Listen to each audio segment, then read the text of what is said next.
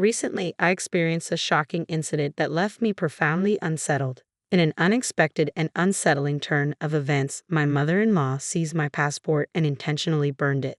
The flames quickly consumed the document, reducing it to nothing but ashes in a matter of moments. This abrupt act dashed my plans for a vacation to Street Bees Island, leaving me in a state of disbelief. When I confronted her for an explanation, she simply smirked, coldly declaring that since I was a stranger in her eyes, I wouldn't be traveling anywhere but staying home beside her.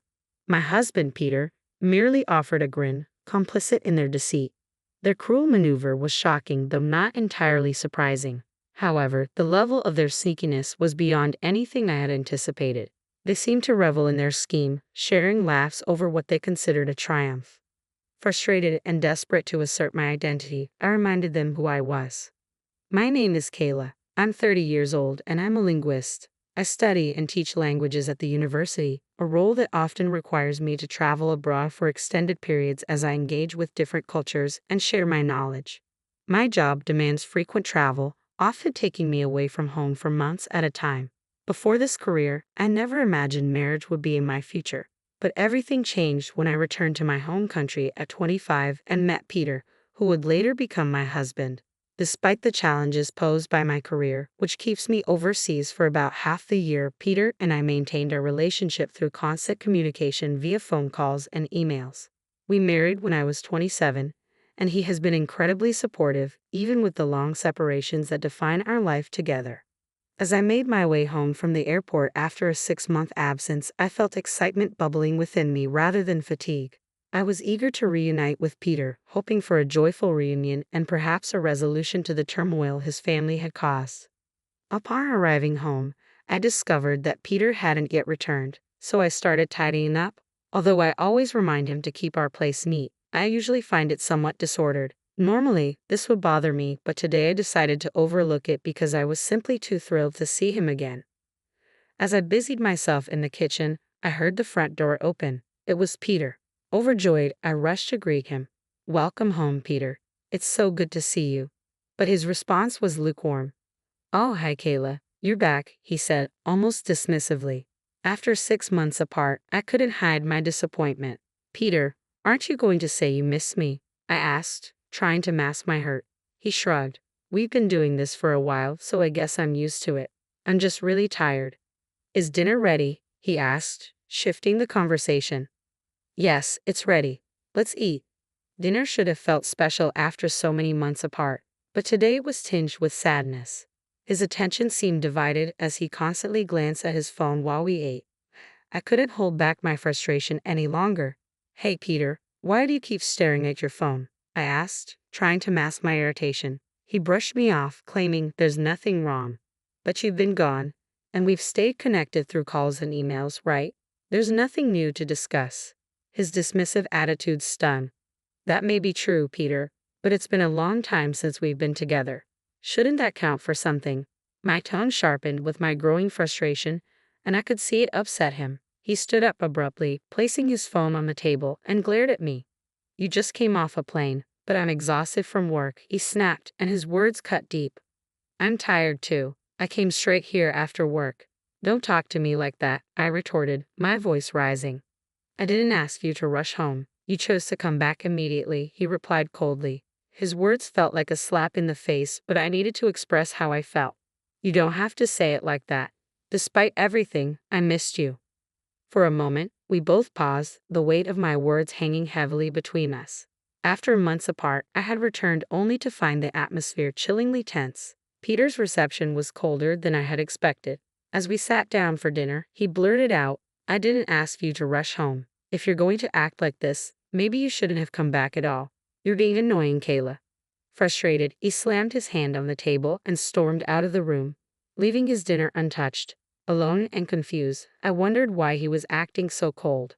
I had eagerly anticipated our reunion, but it felt like I was the only one excited. What was the point of coming home early if it only ended in disappointment? Tears spilled onto the table as I sat there, the joy of our reunion overshadowed by a sinking feeling of dread. The next morning, the tension still lingered. When I greeted him with a good morning, he shot me a frosty look and said bitterly, "I envy you." You get to relax at home all the time while I'm stuck working. That's not true, I replied, trying to correct him. I have a lot of work too, summarizing our activities, preparing for the next training session. It's more work than you think. He dismissed my efforts with a wave. Sure, but you can do it from home. I wish I had a job where I could take half the year off. Enjoy your time at home, princess.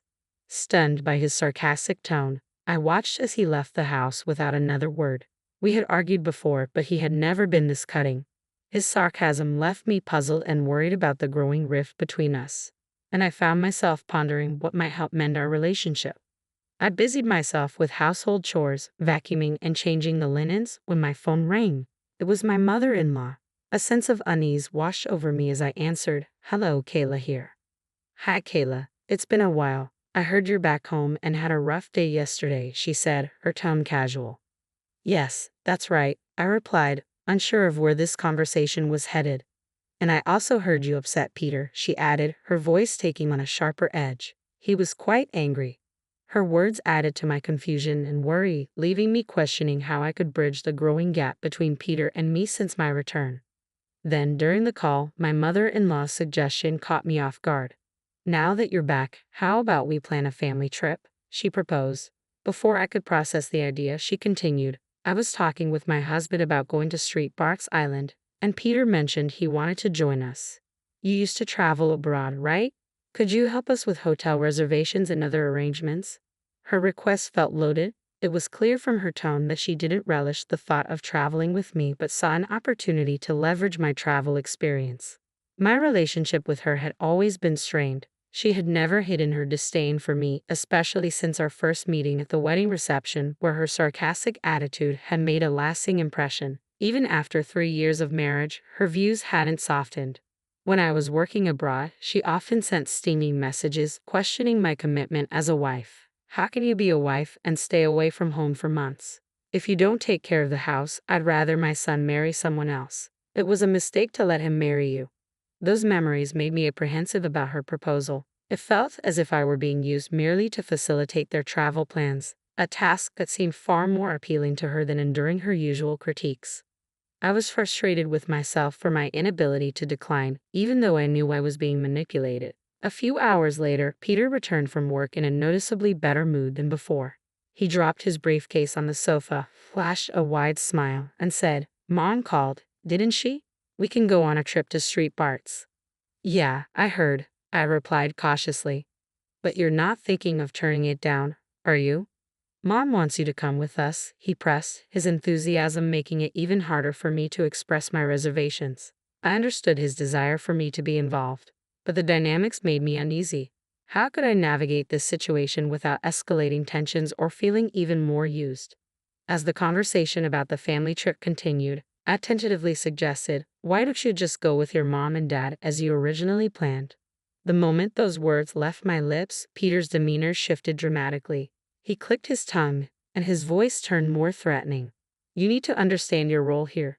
The only time you're useful to us is when we're traveling." His words stung. "You don't have to talk to me like that," I protested. "It's true, isn't it?" he shot back, undeterred. "Anyway, you'll handle all the flight and hotel bookings, and everything should be in my name."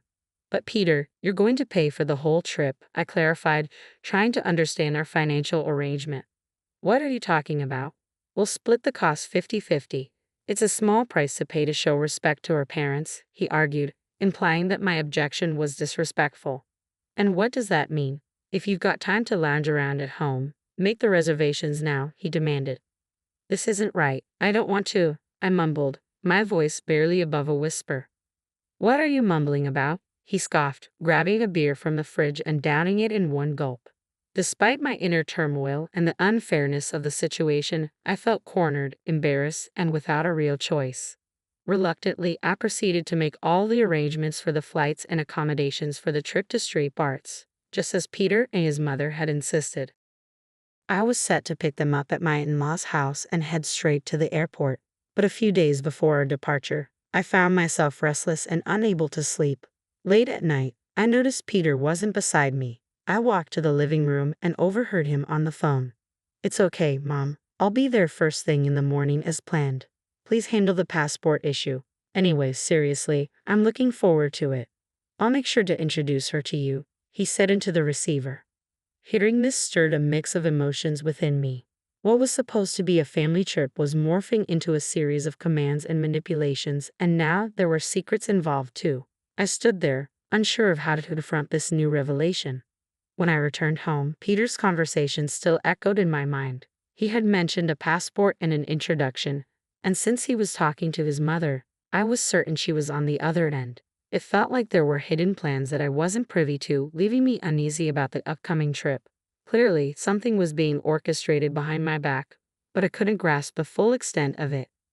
Determined to remain vigilant, I cautiously prepared for our departure. The day of our trip to Street Arts finally arrived. I methodically packed both my carry-on and handbag, including items for my husband, ensuring we were ready for the journey. With everything set, Peter and I drove to my in-laws' house. As we approached, I braced myself, unsure of what awaited us, but ready to face whatever might come. Upon our arrival, it was only my mother-in-law who greeted us. "Oh, hi Kayla. It's been a while. Good to see you. We're almost ready. I just need to grab a few things for the trip, so it might be a little while," she said, her tone casual yet laced with urgency, raising my suspicions even further.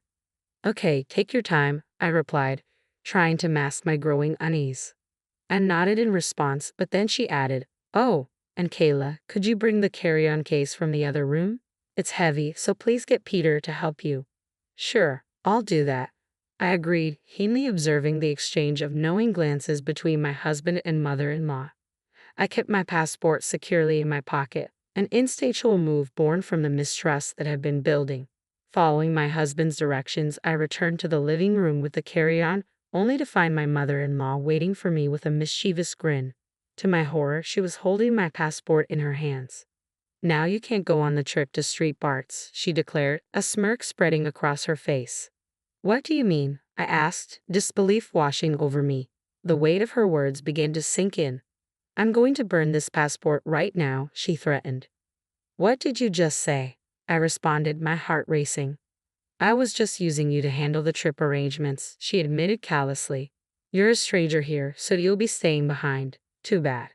Her words struck me like a cold slap. The situation was far worse than I had imagined, and the betrayal cut deep. I realized I was not just an outsider in their plans but merely a pawn in whatever game they were playing. The revelation left me reeling, unsure of how to respond to such blatant manipulation and deceit. In a sudden and shocking move, my mother-in-law stormed into the kitchen, lit a lighter, and set my passport ablaze in the sink. The document quickly caught fire, turning to black ashes before our eyes. "We did it," she triumphantly declared. My husband joined in, cheering, "Yeah, Mom, we made it." "No," I interjected, my voice rising. "It's just the three of us on this trip, right? We'll get to meet Peter's new girlfriend when we get back." "I've already set that up," my mother-in-law replied nonchalantly. "We don't need this useless woman anymore." My father-in-law chimed in coldly, pulling out his cell phone to show me pictures of himself with another woman, a satisfied grin on his face. "I'm not divorcing you for the sake of my reputation, but you'll be staying here while we go on our trip. When we get back, I'll move in with her, and you can leave." My mother-in-law laughed mockingly at his words, and their expressions were filled with malice. At that moment, I realized the depth of their betrayal. I realized I no longer belonged in a family like this. Forcing a smile, I asked, "By the way, whose passport is that?" "What are you talking about? It's yours, of course," she replied confidently. "I took it out of your handbag." "My passport is right here," I said, holding up my actual passport from my pocket. "What? No, it can't be," she stammered, her confidence wavering. I showed her my passport, still intact. "Yes, it's my passport. See for yourself." Panic washed over her as the realization dawned. Her face turned pale. "That's not possible," she muttered, her voice trembling. It seemed my mother-in-law had mistakenly believed she had taken my passport from my handbag without checking thoroughly before burning it. "Whose passport did I burn then?" she asked, her voice quivering with fear and confusion. "I guess it was your son's passport that was in there," I suggested. "You burned my son's passport," she gasped, horrified. My mother-in-law turned white as the weight of her mistake hit her. The already strained family dynamics were now irrevocably shaken by her rash actions and the underlying schemes that had come to light. As the chaos unfolded, my husband's fury erupted. What have you done? I told you to be careful. I only found one passport in her handbag. Who would have thought it belonged to me? I don't care. You didn't check properly. And now look what's happened, he shouted. You're saying it's my fault. If you had checked from the start, I wouldn't have made this mistake, she retorted, her voice rising in defense. Their argument escalated quickly, each blaming the other amidst the turmoil. My husband turned to me, exasperated. Hey, Kayla, do something. But I refused to be dragged further into their mess. Seriously, who do you think you are, telling me what to do? You cheated on me behind my back. How dare you both? You and your mother are despicable. Hey, who do you think you're talking to? My husband snapped. I'm talking to you and your awful mother. Don't think I'm just going to let this slide. You're going to pay me back for the affair and all the nasty things your mother has said to me, I declared, my resolve hardening. Just then, my father-in-law appeared, drawn by the noise. What's going on here? He demanded. After I explained everything, he was livid. The planned trip was immediately canceled, and the fallout was severe. My mother-in-law faced a divorce while my husband was disowned by his father and banned from returning home. I consulted a lawyer and proceeded with the divorce, demanding alimony from both my ex-husband and ex-mother-in-law. They were required to pay in one lump sum and cover the costs of the canceled trip to Street Nevis Island. Financially unprepared, they had to borrow money to meet these demands. In the end, my ex-husband, now living with his mother, found himself in a tough financial situation. He was also abandoned by the woman he had an affair with. Meanwhile, I used the alimony money to move into a condo and start anew, embracing a life of independence free from deceit and mistreatment. I faced many challenges, but I emerged stronger. Now, I'm loving life, planning to continue my travels, learning about different cultures, and sharing my experiences with the world.